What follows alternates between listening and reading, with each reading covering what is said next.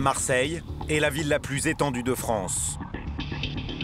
240 km² entre son vieux port, sa vieille ville et ses quartiers populaires. Pour veiller sur les 860 000 habitants de la cité phocéenne, 2000 marins-pompiers se relaient en permanence. Car si Marseille est une ville chaleureuse, c'est aussi l'une des plus sulfureuses de France. Accident de la route, incendie ou encore crise cardiaque, les marins-pompiers sont entraînés pour faire face à toutes les situations. Nous suivrons les missions de Damien, 26 ans, 7 ans de service. Stéphane, 34 ans, est pompier depuis 13 ans. Du docteur Lévy qui intervient sur les cas les plus graves. Garde le repère. Voilà, garde le repère. Et de Gérald, 30 ans, engagé chez les marins-pompiers depuis 8 ans. Chaque année, lui et ses collègues marseillais réalisent plus de 100 000 interventions, dont 75% de secours aux personnes, sur terre comme en mer, de jour comme de nuit. Ils sont les anges gardiens de Marseille.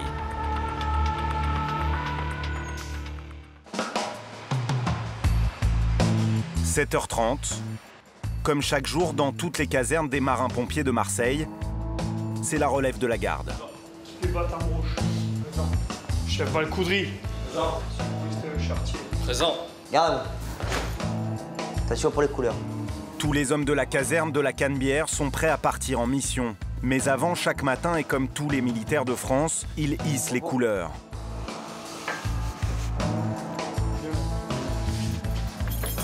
Puis les hommes passent le rituel de la planche. Une épreuve physique incontournable, obligatoire et quotidienne que tous les marins-pompiers doivent effectuer avec succès pour prouver qu'ils sont aptes au service. La planche à rétablissement, c'est un peu la chose emblématique des pompiers. Hein. C'est ce qu'on doit monter tous les matins. C'est ce qui, c'est ce qui démontre la condition physique de chacun des personnels, quoi. En fait, c'est plus une tradition qu'autre chose, hein, finalement. Mais bon, ça témoigne quand même de l'état de forme de chacun d'entre nous, quoi. En fait, ça simule soit un plancher qui s'effondre, ou soit quand on tombe d'un balcon pour se rétablir de soi-même.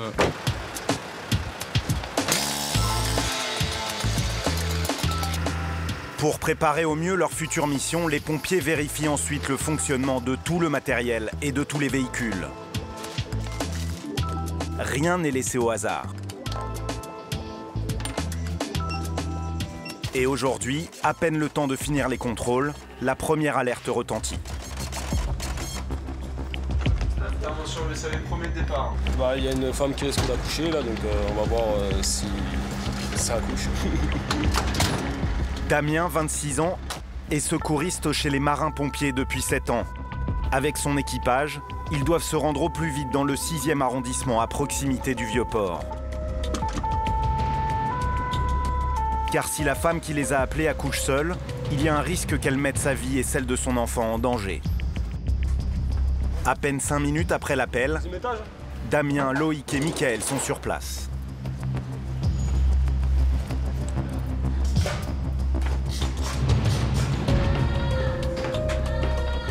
Les hurlements de la patiente annoncent que la situation est déjà très engagée. Elle a perdu les os? Oui. Il y a combien de temps qu'elle a perdu les os? Ben, là. Là, à l'instant, là? Quelle quantité vous avez perdu? Une petite bouteille, un petit verre d'eau ou beaucoup? Regarde là-bas. Allez, venez. Venez, madame. Venez, on va s'allonger, madame. Il y a un bébé qui va sortir. Allez, mais madame, venez, on va s'allonger maintenant. Allez, on va s'allonger. Allez, venez. Il faut qu'on s'allonge, on va vous regarder. Cette jeune femme de 27 ans est paniquée car son bébé risque d'arriver d'un moment à l'autre. Pour Damien et ses jeunes collègues, la situation est très délicate, car ils ne sont pas médecins et n'ont donc pas le droit de pratiquer d'acte médical. Depuis combien de temps elle a des contractions? Elle m'a rien dit depuis hier soir. Depuis hier soir, elle a des contractions? En cas de problème grave, ils devront appeler un médecin urgentiste. Pour mieux évaluer la situation, ils interrogent la tante de la jeune femme. C'est le premier enfant? Non, deuxième. Deuxième enfant? Elle a perdu les os quand? Ouais, mais ça fait combien de temps? Ça fait moins d'une heure ou plus d'une heure? Même pas. 20 minutes? 20 minutes, ok, d'accord, merci. Madame, écoutez-moi, écoutez-moi. Dès que vous avez une contraction... Il y a un bébé qui va sortir. Oui, non mais madame, j'ai compris. Par contre, dès que vous avez une contraction, vous nous le dites, d'accord? Et dès qu'elle est finie, vous nous le redites, d'accord? Damien et son équipe doivent maintenant examiner la patiente pour estimer dans quel délai elle va accoucher. Oui, mais Pardon, c'est normal, madame, il faut madame. souffler. Mettez-vous sur le côté, s'il vous plaît. Et surtout, ils doivent gagner du temps pour que le médecin arrive avant qu'elle n'accouche. Bah là, il y a donc une femme qui est en termes de grossesse, donc qui risque d'accoucher. Donc là, on est en train de faire un bilan rapide et passer le bilan au médecin pour voir ce qui va se passer par la suite. Mais le travail des pompiers se complique. Prends une maxi, au moins. Prends une maxi. Madame, restez allongée. La jeune femme est très agitée, ce qui risque madame, d'accélérer c'est très l'accouchement. Il faut que vous vous allongiez. Je pousse pas, c'est pas moi. Restez allongé. Là, ça va. Madame, On va appeler le SAMU. là, il va sortir. D'accord? Donc on va éviter, on va essayer d'aller à l'hôpital. Restez assise, s'il vous plaît. Restez assise. Eh bien, il le faut. Vous n'allez pas accoucher debout. On n'accouche pas debout. Alors restez assise. D'accord? Les pompiers sentent que la situation devient critique. Damien décide d'appeler un médecin du SAMU en urgence. Bonjour, le SAMU, il a 2 canebières pour la mission 392. Je vais voir avec le médecin pour le renfort. J'ai pas eu le temps de le prendre. Ouais. Bon, ça va. Allez, envoie-moi une arrière, s'il te plaît. Il y a le bébé en train de sortir. Envoie-moi une arrière, s'il te plaît. Merci. Allez. Merci. Allez, merci. Allonge-la. Mais le médecin n'aura pas le temps d'arriver. Oui, oui. Damien, Michael et Loïc vont devoir se débrouiller seuls. Mika, elle est en train d'accoucher. Tu prépares tout le matériel. Tu prépares le champ stérile. Tu vas les aider, hein. Madame, il y a le médecin, il arrive, d'accord? Tu vas les aider. Écoute-moi. Ok. Voilà. Écartez les jambes. Écartez ça. Attends. Faut la tirer. Voilà. Tu me prépares l'oxygène, tu me prépares les clans. Voilà, Il se présente comment? Ok, vas-y, prends, j'ai pas les gants. Tu vérifies, tu regardes par rapport au cordon. allez-y, poussez. C'est sans aucune anesthésie que la jeune femme va devoir accoucher. Cordon au milieu du cou. Allez, tourne-le, voilà. C'est bon? Tu dois tourner? Allez-y, madame. Tourne-le, voilà. Hop là. Voilà. Prends-moi. C'est bon, ça va aller. Le bébé pousse ses premiers cris. L'accouchement est réussi. Oh, un petit garçon. Ouh, ça c'est la tête de D'Artagnan, ça. Vous êtes content? Ah oui, très. Ok. Tu ne déplies pas entièrement, tu le mets au carré. En attendant le docteur, les marins-pompiers doivent maintenir le nouveau-né au chaud et rassurer sa maman. Voilà, hop, et on est sur la mer. Madame. Et on est sur la mer. Un petit bébé. Allez, on est sur la mer. Voilà. Regardez, vous avez vu, il va bien. Tu reprends l'attention, là, madame? La jeune femme est épuisée, mais elle et son bébé sont en bonne santé. On va artère de canebière pour la mission 392, donc je confirme un féminin de 27 ans qui vient de mettre au monde un petit garçon. On attend l'AR sur place. Madame, ouvrez les yeux. Là, T'as eu les gants? La maman retrouve peu à peu ses esprits. Damien sait que le plus dur est passé. C'est pas une intervention habituelle, donc il y a une certaine pression qui arrive quand même. Il faut faire un peu rapidement les choses, les faire bien. C'est pas forcément facile, on va dire. Et d'un point de vue personnel? Personnel, oui, c'est sûr, c'est émouvant, quoi. C'est émouvant. Mais bon, c'est bien passé en plus, donc très bien, quoi.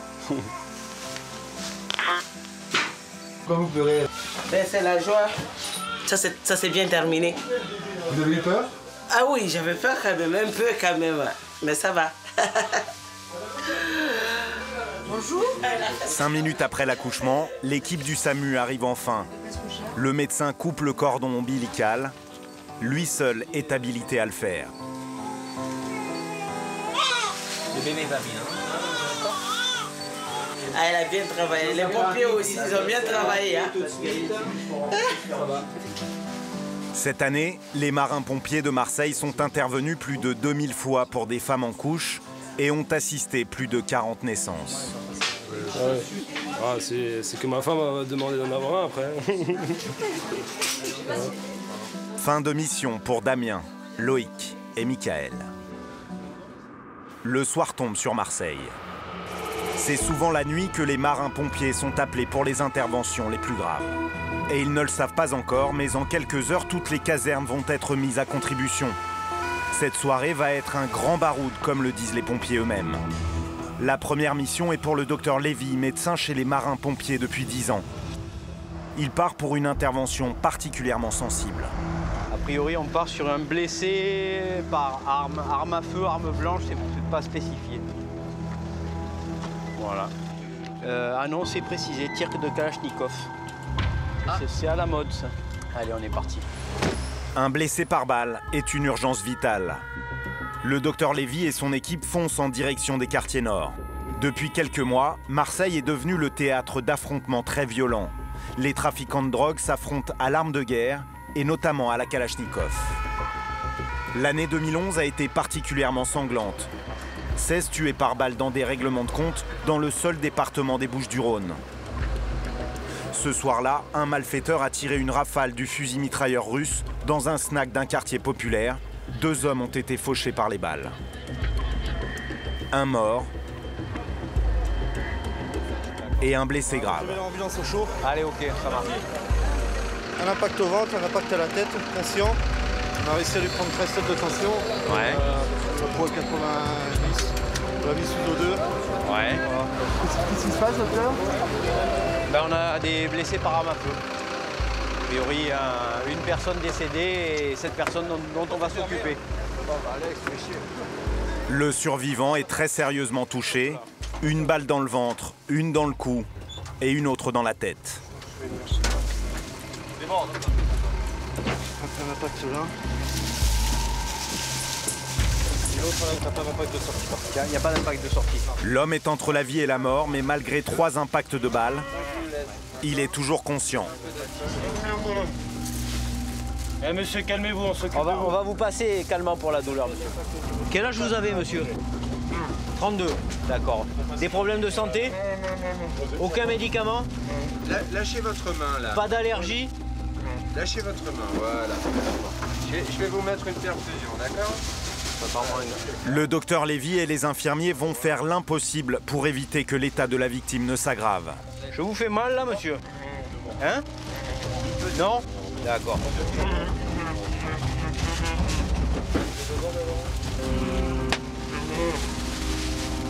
Bien. Eh non, monsieur, on s'occupe de vous. Tu passes... C'est quoi votre prénom, monsieur?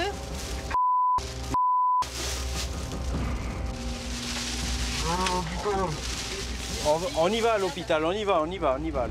C'est un collègue à vous qui a longé dans le restaurant là-bas? C'est un ami, c'est de la famille? Un ami. L'homme ne le sait pas encore, mais son ami est mort. Lui a eu plus de chance. Malgré la gravité de ses blessures, l'équipe médicale parvient à stabiliser son état. Il faut essayer de rester réveillé un petit peu. On va vous embêter, on va vous poser plein de... Ce n'est pas la première fois que le docteur Lévy doit gérer ce genre de blessés. Depuis 2-3 ans, il y a vraiment une grosse recrudescence de règlement de compte. Ça avait presque disparu, et puis depuis 2-3 ans, on a l'impression qu'il y a une flambée.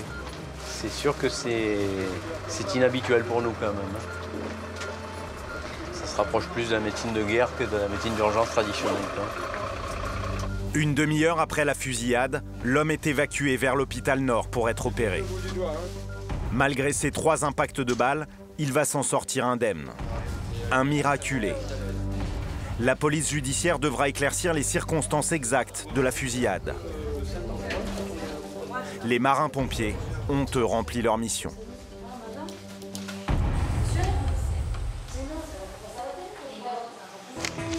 Mais pour le docteur Lévy, la soirée n'est pas finie. On passe sur quoi, docteur? Sur une dame qui se serait défenestrée. Une défenestration est souvent synonyme de suicide. L'urgence est vitale, d'autant plus que le docteur Lévy et son équipe ne savent pas dans quel état se trouve la victime. En à peine 10 minutes, l'équipe médicale est sur place.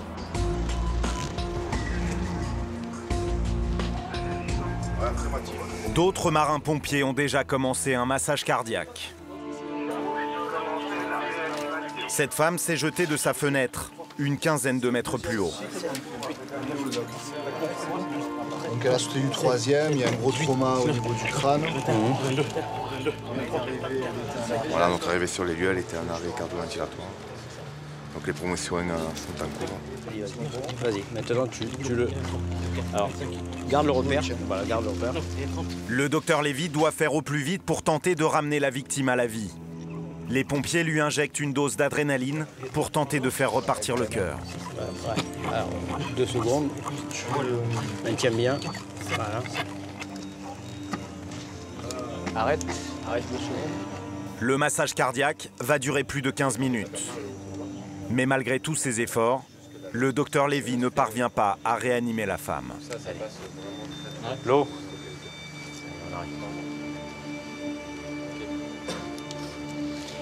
Bon. Allez. Ben là, c'est fini.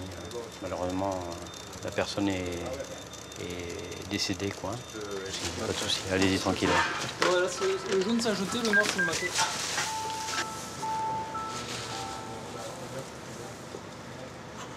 On a toujours ce petit espoir, ce petit pourcentage qui fait que si les gestes sont faits rapidement et pareil, on peut espérer, mais quelquefois il faut se rendre à l'évidence et donc voilà. La vie continue pour nous aussi et il faut vite se mettre disponible pour les autres Marseillais. En 2011, les équipes des marins-pompiers de Marseille ont été confrontées à 1000 décès lors de leurs interventions. Au même moment, à la caserne de Plombières, un nouvel ordre de mission tombe. Directement par la fenêtre, coutume marseillaise. C'est Stéphane, second maître et marin-pompier depuis 13 ans, qui est de garde ce soir. Donc on part pour un malade sur la voie publique, dans un centre 110 chemin d'Amadracville, donc c'est un centre d'accueil pour SDF. Direction le quartier de la Cabucelle, dans le nord de Marseille. A priori, il s'agit d'une mission de routine. Un SDF en détresse dans un centre d'hébergement. Le sac PS. On va aborder la victime uniquement avec le sac PS pour l'instant. Mais sur place, Stéphane découvre un homme qui semble inconscient. Monsieur! Allongé en plein milieu de la chaussée. Monsieur, c'est les pompiers. Qu'est-ce que vous faites au milieu de la route? Vous êtes en plein milieu de la route, monsieur. Le SDF a peut-être été percuté par un des nombreux poids lourds qui passent ici. Qu'est-ce qui se passe? D'accord. On se met sur le trottoir, monsieur. On va discuter 2 secondes. Sur le milieu de la route, c'est dangereux. Ah, laisse-le là pour ça. Monsieur, on est là pour s'occuper de vous. D'accord, on est là pour s'occuper de vous. Il vous maintient, c'est tout. L'homme parvient à se relever seul. Il ne paraît pas blessé, mais cet ancien légionnaire se montre agressif. Stéphane cherche le moyen de le calmer. Vous étiez à la Légion? Militaire? Deuxième ref. D'accord. Pour le chef. Vous voyez les galons? Vous voyez les galons? C'est l'armée, ça aussi. Ouais. Et moi, il est plus fort que vous. Sergent. Le sergent, il n'est pas au-dessus du caporal-chef? Non, chez nous, il est plus fort. D'accord. Vous venez avec moi, monsieur, entre militaires. On va s'en foutre. Allez, venez. On va s'installer juste là pour discuter un petit peu. On ne touche pas. Voilà. De militaire à militaire, Stéphane parvient à apaiser le SDF et à l'emmener à l'écart pour le mettre en sécurité. Là, on est mieux que sur la route, quand même. Vous êtes malade? Vous avez mal quelque part? Je sais pas, moi, depuis 2 jours. D'accord. Ce qu'on va faire, c'est qu'on va vous emmener à l'hôpital. Voilà. Hein? Ils vont vous faire un bilan de santé, vous allez pouvoir vous restaurer. Voilà. Ok? Ok. C'est bon pour vous? C'est bon. Mais dans l'ambulance, bon. Monsieur, écoutez-moi. Dans l'ambulance, par contre, soyez calme. Ouais. Hein? On est là pour s'occuper de vous. D'accord, je vous fais confiance. Ouais. Je vous donne ma parole, là. Si. D'accord? Je sais parler. D'accord, monsieur. Allez, on y va tranquillement. On y va tranquillement? Voilà, tranquillement. Allez. L'ancien légionnaire semble en fait souffrir de malnutrition Monsieur. et être sous l'emprise de l'alcool. Stéphane doit malgré tout s'assurer qu'il n'a pas d'autres problèmes de santé. Est-ce que vous avez des problèmes de santé, monsieur? Ma jambe. Qu'est-ce qu'elle a, votre jambe? Dites-moi, je vous crois, dites-moi. Vous vous êtes fait opérer? C'est quoi, une prothèse? Vous avez une prothèse? Blessure de la guerre. De la guerre? Vous avez pris quoi, une balle? Une grenade. Une grenade? Ok. Allez, Daniel, on va à l'hôpital? Hein? Allez, vous êtes tranquille, hein, vous m'avez donné votre parole. Allez. Même si le SDF ne souffre d'aucun traumatisme grave, Stéphane tient à l'hospitaliser. Pour lui, venir en aide aux personnes en détresse est aussi le travail des marins-pompiers de Marseille. On fait beaucoup de social, après bon, ça fait partie du métier, hein, ça fait partie du métier de pompier. Après c'est sûr que le monsieur, bon, c'est un monsieur qui est dans une précarité établie, hein, il est SDF, bon, il n'a pas de suivi médical, donc ce côté social permet aussi de faire un bilan de santé réel sur son état, quoi. On est quand même là pour vous aider. Eh oui. Caporal-chef. Sûrement. Après 15 minutes de trajet, l'homme arrive à l'hôpital Nord. Il pourra manger, se doucher et passera la nuit au chaud. Vous êtes sage, Daniel, hein? Là, je pars pour un malade voie publique devant le Flamingo, c'est une boîte de nuit. Retour à la caserne de la Canebière. Il est presque 3 h du matin. L'heure où, aux abords des bars, les pompiers sont confrontés à des bagarres, mais aussi simplement à des personnes sous l'emprise de l'alcool, dont certaines qui engorgent les services d'urgence alors qu'elles ne sont pas dans un état vraiment préoccupant. Mais Gérald et ses collègues n'ont pas d'informations sur la gravité ou non de la situation. À leur arrivée, ils ne découvrent aucun blessé, simplement un groupe de jeunes. D'accord. Mon collègue, il vomit. D'accord, il a fait que boire? Ouais, il a fait que boire. Il a fait que boire? Que boire. T'es son collègue? Ah ouais. Ok, bah tu vas t'occuper de lui, moi je l'emmène pas à l'hôpital. Bon, quand je suis sous, mes collègues ils s'occupent de moi, ils me laissent pas avec les pompiers. Merci. D'accord? Je tombe dans les pommes. Il a bu, il est sous. Mais il risque pas de faire un coma éthylique. Il va faire un coma éthylique là. Il va faire un coma éthylique, non. Merci, super. C'est bon, laisse. Gérald comprend immédiatement qu'il n'y a pas de caractère d'urgence pour ce jeune homme qui a trop bu. Le monsieur l'a bu. Je vais pas encombrer un lit aux urgences pour quelqu'un qui a bu. Mais s'il fait un coma éthylique, on fait comment? Le coma éthylique, on va vous rappeler dans 2 secondes, c'est ça? Non, mais il va pas faire le coma éthylique. Laisse. Depuis tout à l'heure, je vais t'expliquer ce qu'ils vont faire à l'hôpital. Ils vont le mettre sur un brancard, ils vont le mettre et ils vont attendre qu'il décuve. D'accord? Tu comprends ce que je te dis? Ne me touche pas. Tu peux me ramener? Ouais, je vais vous ramener, mais... Les jeunes ont du mal à accepter sa décision et l'homme sous l'emprise de l'alcool devient agressif. Donc tous les week-ends il va à l'hôpital parce qu'il boit. Oh, reste tranquille. Non, ta gueule. Je vous l'ai dit. Ta gueule. Voilà. Bah c'est terminé, on s'en va, bonne soirée.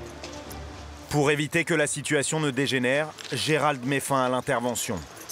Il est malheureusement habitué à ce type de situation où les services de secours sont sollicités sans raison valable et où les marins-pompiers se transforment parfois en taxi. Ouais, alors, un jeune qui a bu, donc bon, on leur explique que c'est pas notre sort, hein. Ils comprennent pas, puis là en plus il a haussé le ton, donc bon, on n'insiste pas. Ça, Les 4 jeunes repartent à pied chez eux. Gérald et son équipe partent secourir d'autres victimes qui ont sûrement plus besoin d'être secourues. Artère de la 1 Canebière, je pars au 14 rue Jean Roch pour un malade lieu public. Car pour les marins-pompiers, la nuit n'est pas terminée. Le grand baroud continue pour le docteur Lévy et son équipe. On la prochaine à droite. Alors on part a priori pour un accident qui semble sévère vu le dispositif mis en place. Il est annoncé une voiture encastrée sous un poids lourd. Vu le nombre d'engins engagés, c'est quelque chose de sérieux. Un grave accident vient de se produire sur la route du littoral.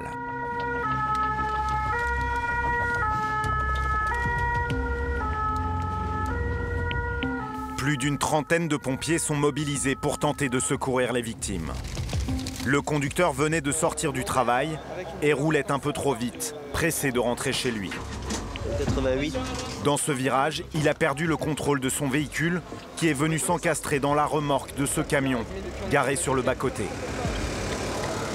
Sous la violence du choc, la voiture a été broyée. Il y a 2 hommes à bord, ils sont un peu encarcérés, donc il faut qu'on fasse des manœuvres de découpage de l'engin pour pouvoir les sortir. Parallèlement, on essaie de stabiliser leur état de santé pour pas que lors de la sortie qu'ils s'aggravent. On a un qui est inconscient à l'avant droit avec un trauma crânien agité. Le deuxième, il a un trauma du rachis lombaire avec une douleur intense en regard du dos, mais sans déficit apparent. Pour l'instant, il y a un trauma crânien grave. Hein, après, on va faire le point pour savoir s'il y a autre chose. Les 2 victimes sont dans un état grave, mais c'est le passager qui a été le plus durement touché. Souffrant probablement d'un traumatisme crânien, il a perdu connaissance. Il faut le désincarcérer en priorité, mais sans aggraver ses blessures. L'homme est placé dans un matelas coquille et mis sous assistance respiratoire.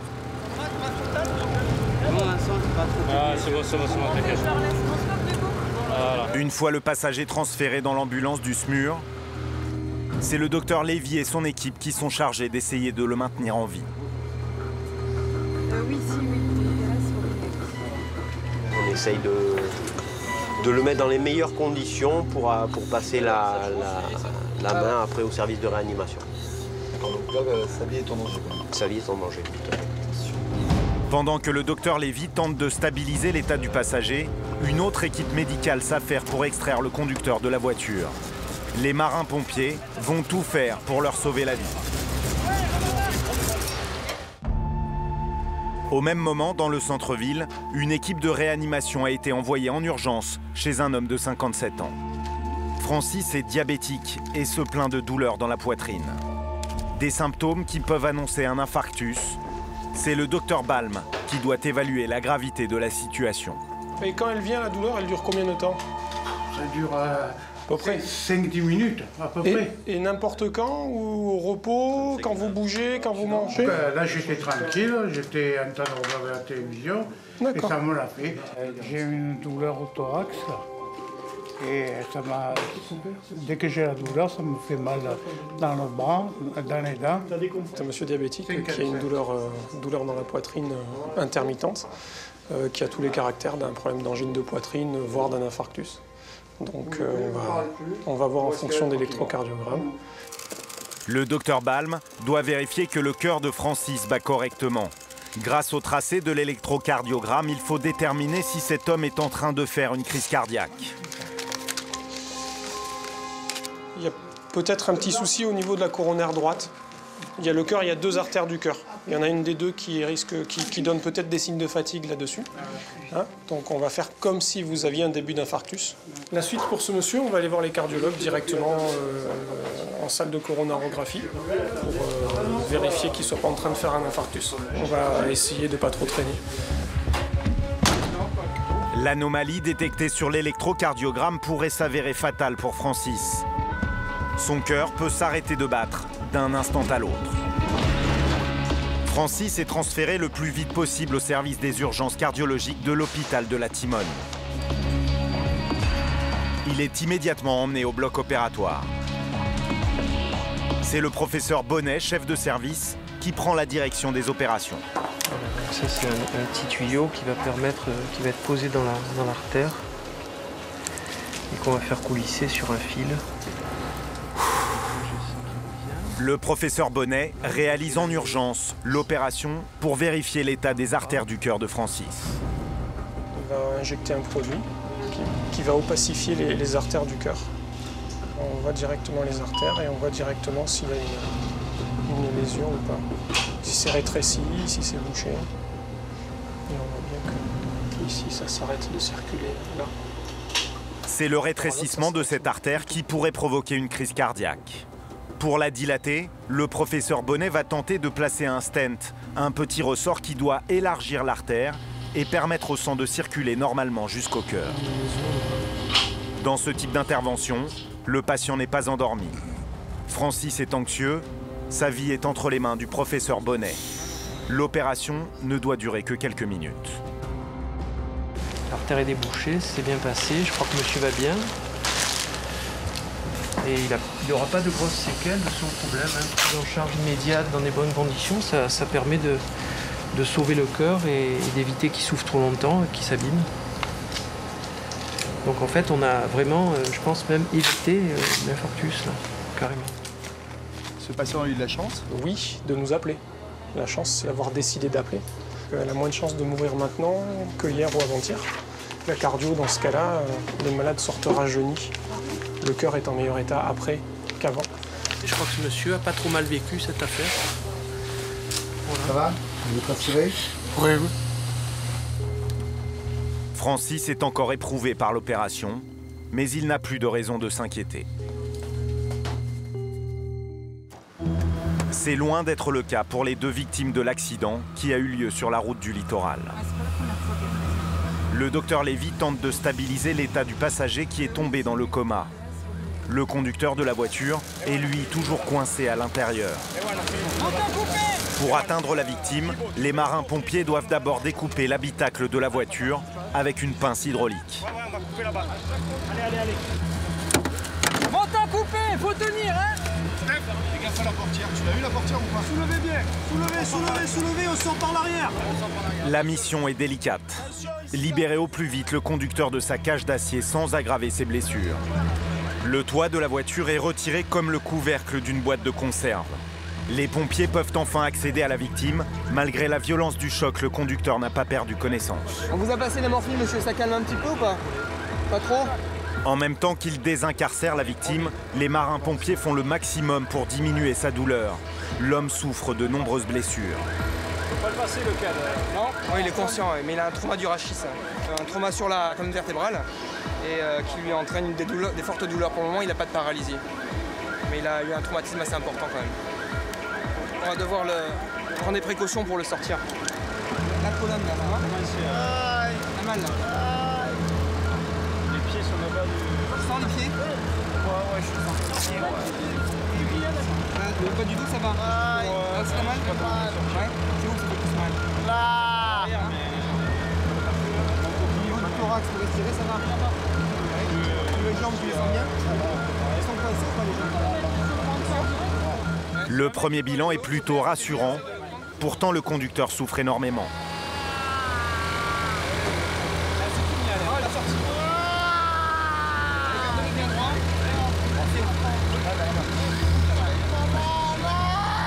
Un peu galère, hein. Espace réduit. De la morphine, vraiment. Que de la morphine parce que là, il se plaint que d'une douleur à l'omoplate et une petite douleur à la palpation dans le dos. Voilà, c'est la seule plainte qu'il a. Donc on va refaire un petit bilan bien complet. Il a vraiment eu de la chance. Le conducteur souffre d'un traumatisme de la nuque, une omoplate brisée et 12 côtes cassées. Un vrai miracle quand on voit l'état de sa voiture. Le passager, lui, est toujours entre la vie et la mort. 1 heure après l'accident, les 2 hommes arrivent à l'hôpital Nord et sont immédiatement transférés dans le service de réanimation. La voiture est allée s'encastrer dans un camion qui était à l'arrêt. Le docteur Lévy a fait le maximum, mais il est plutôt pessimiste. Au mieux, les lésions sont de moindre importance. Il va certainement passer un certain nombre de jours en réanimation. Et éventuellement, il faudra voir s'il y a des séquelles neurologiques, hein, que ce soit motrices ou même au niveau des fonctions supérieures. Hein. Mais malgré ce pronostic inquiétant et un traumatisme crânien, le patient sortira quasi indemne de cet accident. Il restera seulement 12 jours à l'hôpital. J'ai choisi ce métier exactement pour ce type de situation. D'un coup, une poussée d'adrénaline, une impression qu'il faut se surpasser dans l'urgence, qu'il faut coordonner toute une équipe, il faut maîtriser son stress. Si on stresse, l'équipe stresse. Donc il faut se maîtriser et pas montrer qu'on est stressé. C'est facile ça? Non, c'est pas toujours facile. C'est pas toujours facile, mais bon, ça s'apprend et ça se cultive. Pour le docteur Lévy et son équipe, le grand baroud se termine enfin. Cette nuit-là, les marins-pompiers de Marseille auront réalisé plus d'une centaine d'interventions.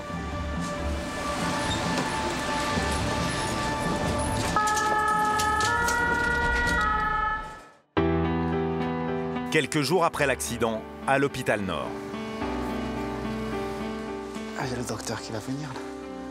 Nous retrouvons Alain, le conducteur de la voiture qui s'est encastré sous un camion. Sa femme et lui savent qu'il a eu beaucoup de chance. Quand vous avez vu les photos de la voiture, vous avez pensé à quoi? Ah ouais, que j'étais miraculé. D'ailleurs, toute ma famille a vu les images, les photos et vu la voiture en vrai. Et tout le monde me croyait mort. Hein. Vous avez pensé à quoi à ce moment-là? On a prié. On a prié parce que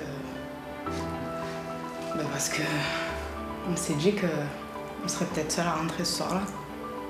Merci les pompiers et merci à notre bonne étoile. C'est sûr que j'ai eu beaucoup de chance. Hein. Dire qu'ils ne voulaient pas de moi encore. C'était pas l'heure.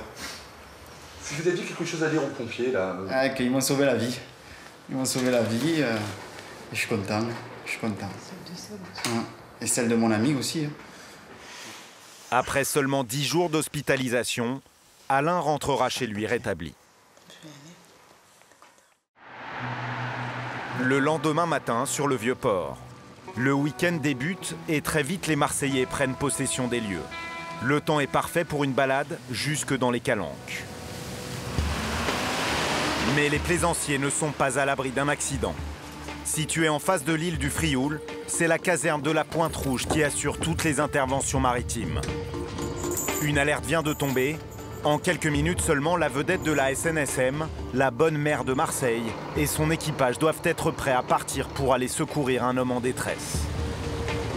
Oui, Cosmed, bonjour. Je vous signale l'appareillage de la Bonne Mère pour un blessé randonnée, calanque de Podesta. C'est Wilfried, marin-pompier depuis 25 ans qui dirige l'opération. La victime n'est pas un plaisancier, mais un randonneur qui a eu un accident dans une calanque isolée. Pourquoi on fait appel à vous dans ces cas-là? Parce qu'une évacuation par la terre serait trop difficile. Si la victime ne peut pas marcher, on serait obligé de la porter. Donc ça serait trop difficile, c'est beaucoup plus facile par la mer. C'est souvent vous avez pour ce genre d'intervention? Oui, ça arrive régulièrement parce que dans les calanques, il y a beaucoup de randonneurs. Donc ça arrive régulièrement qu'il y ait des blessés. Grâce aux 1000 chevaux de leur vedette, les marins-pompiers naviguent à plus de 24 nœuds. En moins de 15 minutes, ils arrivent à proximité du lieu de l'accident. On va prendre une petite annexe qui va nous permettre de nous rapprocher des rochers et travailler en sécurité parce qu'avec la vedette et le tirant on ne peut pas s'approcher des rochers. La vedette arrive enfin à proximité de la côte. Le groupe de randonneurs est en vue. 1, 2 et 3. Wilfried et son équipage n'ont pas d'informations sur l'état de la victime.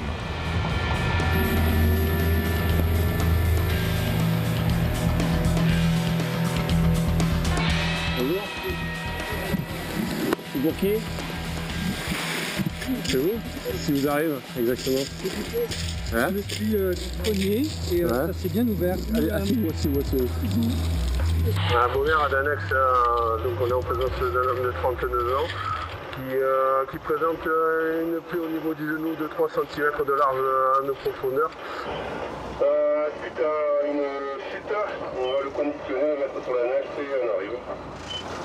Donc apparemment une personne qui a fait une chute et qui présente une plaie au niveau du genou de 3 cm. Le randonneur qui a glissé sur les rochers souffre d'une coupure importante, mais d'aucun traumatisme. Ses amis lui ont déjà fait un pansement. Les marins-pompiers vont simplement se charger de le rapatrier à terre. Il est surpris par l'ampleur des moyens déployés pour le secourir. Je ne pense pas qu'effectivement, il y a autant de monde pour venir. C'est vrai que c'est difficilement accessible, mais c'est impressionnant. Oui. Une fois à bon port, le randonneur sera emmené dans un hôpital pour quelques points de suture. Oui, Crossmed, intervention terminée pour nous, nous accostons au quai Pointe-Rouge. Par tous les temps, chaque année, la vedette La Bonne Mère de Marseille et ses équipages réalisent plus de 200 missions de secours.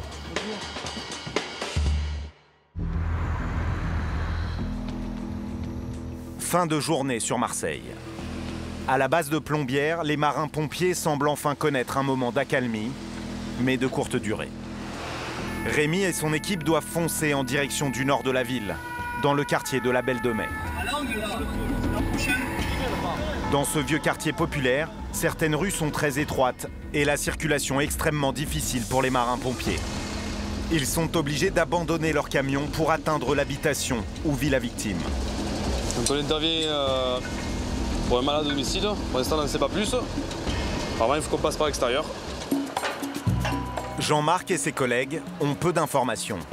Ils savent seulement qu'une femme est enfermée chez elle. C'est laquelle la fenêtre? Sur place, les pompiers sont accueillis par la locataire elle-même. Elle paraît plutôt amusée de les voir arriver. Pour les aider, la vieille dame leur jette ce qu'elle croit être la clé de chez elle. C'est pas la clé de la porte, ça. Là, c'est la clé d'un meuble. Raté, Jean-Marc va devoir passer par la fenêtre, sous l'œil amusé des voisins. Vous connaissez la personne qui est dans l'appartement? Oui, oui, c'est ma voisine. Et vous comprenez pourquoi elle veut pas ouvrir aux pompiers? Vous savez pourquoi? Elle n'a pas de clé. Elle n'a pas les clés. Il y a la dame qui s'en occupe, il lui enlève les clés pour pas qu'elle sorte de la maison. Vous savez pourquoi elle a appelé les pompiers? Ah non, du tout. Je sors de chez moi, du tout. Apparemment, la vieille dame ne posséderait pas toutes ses facultés. Alors pour la protéger et éviter qu'elle ne s'enfuie, l'une de ses amies l'enferme fréquemment chez elle. Une situation peu commune, Jean-Marc veut vérifier que cette grand-mère est en bonne santé. Les pompiers! Bonjour madame, qu'est-ce qui vous arrive? Vous êtes tombé? Oui. Mais où est les clés de la porte? Elle est ouverte. Elle est fermée. Vous n'avez pas de clé? Non. Vous n'avez pas une double dans la maison? C'est courant que les gens soient enfermés comme ça chez eux sans leur clé? Non, c'est pas courant. En général, les gens ils sont enfermés chez eux parce qu'ils sont tombés, ce sont des personnes âgées et ils sont dans l'incapacité de nous ouvrir la porte. Là, apparemment, la dame, c'est plutôt d'ordre psychologique. On va dire ça comme ça. Et si les personnes n'ouvrent pas, comment ça va se passer alors? On va être obligé de casser la porte. On va chercher la caisse à outils, on va essayer de démonter la serrure, la dame. D'accord. Finalement, Jean-Marc trouve un double des clés à l'intérieur. Les pompiers peuvent enfin éclaircir la situation et vérifier l'état de santé de la vieille dame. Et de ça, vous dites que c'est sa tante? Moi, je suis ici, elle est dessus. Votre petite fille, comment elle s'appelle? Elle est... Votre petite fille, comment elle s'appelle? Où elle est? Non, votre petite fille. Ah, parfois. Comment elle s'appelle? Vous vous souvenez de votre petite fille? Elle n'est pas là, elle n'est pas ici. Je sais qu'elle n'est pas là, madame. Mais comment elle s'appelle? C'est quoi son prénom? La vieille dame est complètement perdue. Heureusement, au bout de quelques minutes, la voisine qui l'a enfermée chez elle arrive enfin. Elle m'a fait peur et... Oh là là! Qu'est-ce que vous avez fait? Qu'est-ce qu'il y a? Ah ben voilà, là, là, la jambe, là. Mais vous êtes tombée aujourd'hui? Non, elle n'est pas tombée. Oui, oui. Non, mais tu n'es pas tombée, Francine, non. Vous êtes tombée aujourd'hui, madame? Francine. Ou c'est comme d'habitude? Pourquoi elle a appelé les pompiers? Parce que il faut toujours qu'elle ait quelqu'un. On y a levé esprit, vous savez, elle a le machin, on lui a levé parce que tous les soirs, elle appelait les pompiers. D'abord, vous devez le savoir, tous les soirs, il y avait les pompiers à la maison. Voilà. Parce que mon mari faisait ça. Voilà, son mari était pompier. Mon mari était marin-pompier. T'es marin-pompier aussi? Alors là, t'es pas connu, nous on est trop jeunes. Ça devait faire plusieurs années. Ah bah oui. Et c'est elle qui appelle des pompiers avec le téléphone? Oui, non, elle a dû se mettre à la fenêtre, elle appelle tout le monde. Je lui dis toujours, mais elle ne comprend pas. Elle appelle, l'autre jour, j'ai trouvé un monsieur qui était devant la porte. Et qui m'a dit, il avait une flûte à la main. J'ai dit, qu'est-ce que vous faites, monsieur? Il me dit, il a l'air surtout qu'il avait l'air un peu débile, il habite un peu plus haut. Alors il me dit, je vais porter une flûte à cette dame. J'ai dit, non, mais elle n'en a pas besoin de pain, non. Sinon, elle appelle tout le monde par la fenêtre. À un moment donné, elle s'était arrêtée. Maintenant, elle recommence, vous voyez? Ça peut être dangereux pour elle. Mais oui, c'est dangereux. Il y a toujours quelqu'un. Mais là, je suis partie, j'ai dit, elle était tranquille. Bon, on va vous la laisser, cette dame. Ah ben laissez-moi là. Vous savez, je crois que bientôt vous allez me ramener moi à l'hôpital. J'ai une frayeur. On va laisser cette dame à son domicile, en compagnie de son ami. Apparemment, elle est habituée à nous appeler souvent. Parce que cette dame perd un peu la tête. Voilà. On va vous laisser, madame, d'accord? Allez, au revoir. Jean-Marc et ses collègues sont rassurés. Ils quittent cette scène très marseillaise et une dame âgée un peu trop seule pour se remettre en alerte. On verra quand on aura 91 ans. Mais on verra quand on aura 91 ans si on y arrive. Allez. Maintenant, moi, il est malade.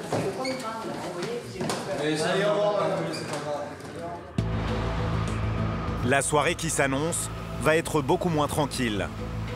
Retour à la caserne de la Canebière. Général Ville, intervention FI, EPA, VSAB, premier départ, VRCG, feu d'appartement.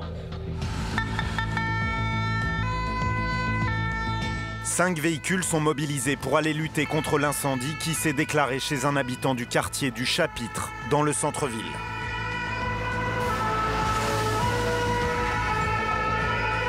On a été déclenché pour un appartement au 2e étage. C'est Rémi qui supervise l'intervention. Lui et ses hommes foncent vers l'habitation en feu.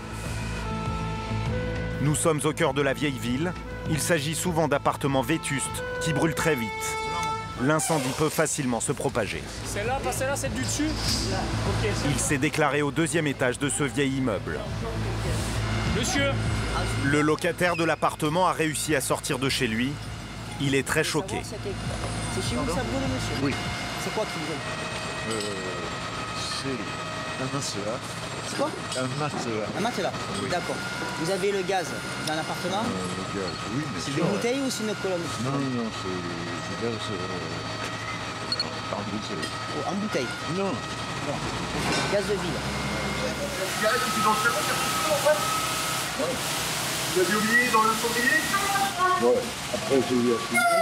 J'ai pris l'extincteur, je l'ai vidé. C'est ouvert. J'ai relayé le feu. Et voilà. Les informations données par le locataire ne sont pas très précises, mais les pompiers n'ont pas le choix. Ils doivent au plus vite rentrer dans l'immeuble pour trouver le foyer de l'incendie. Au l'appartement du 2e, j'ai découvert une pièce qui me semble être une chambre. J'ai une présence d'un foyer.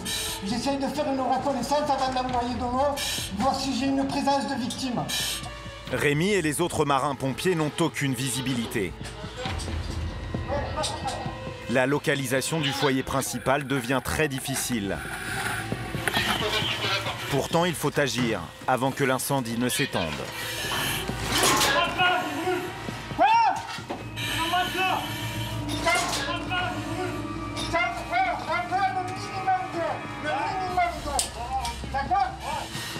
La première équipe a enfin trouvé d'où est parti l'incendie. Il était temps car au même moment, une deuxième équipe découvre au dernier étage un autre locataire. Son appartement est envahi par les fumées toxiques. Les soldats du feu l'évacuent le plus vite possible en utilisant la grande échelle.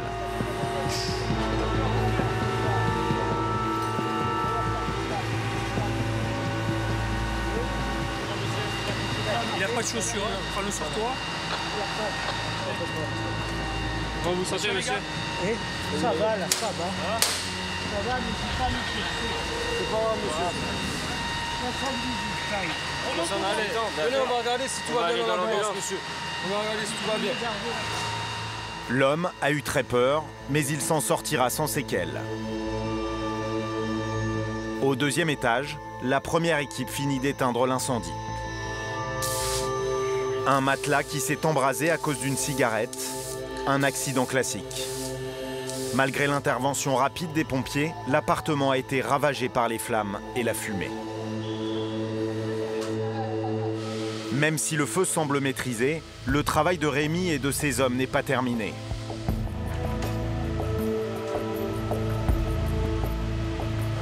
Donc là, maintenant, on en est à ce qu'on appelle la phase de déblai. Donc de refroidissement et de déblai de toutes les matières qui ont brûlé pour éviter une reprise de l'incendie. Grâce à une caméra thermique très perfectionnée, les pompiers mesurent la température à l'intérieur des murs ou de n'importe quel point de la structure de l'immeuble. Là, à l'angle, tiens 40. À l'angle. Ils vérifient ainsi que d'autres foyers d'incendie ne risquent pas de se déclarer. Quand ils quittent l'appartement, Gérald et ses hommes savent que tout danger de feu est écarté. La mission est terminée. Finex, dans le jargon des pompiers. Allez Gérald, c'est fini? Ça y est, ouais, en bas là. Ouais. Vous avez bien travaillé? Apparemment, ouais, tout s'est bien terminé. 1 heure seulement après l'alerte, la situation est totalement maîtrisée. Aucun blessé, seulement des dégâts matériels. Dans un premier temps, on vous remercie pour l'intervention qui s'est très bien déroulée. Le premier maître Rémi remercie la vingtaine de militaires qui ont permis le succès de l'opération. Chaque année, ce sont plus de 5000 feux d'habitation qui sont maîtrisés par les 2000 marins-pompiers de Marseille. Et la relève semble assurée. Le lendemain, sur le Vieux-Port, après 11 semaines de formation, les élèves de l'école des marins-pompiers de la Marine reçoivent officiellement leur casque d'intervention. En 2011, 21 nouvelles recrues ont intégré les rangs des marins-pompiers de Marseille. Chaque année, grâce à leur rapidité, ils sauvent plusieurs centaines de vies.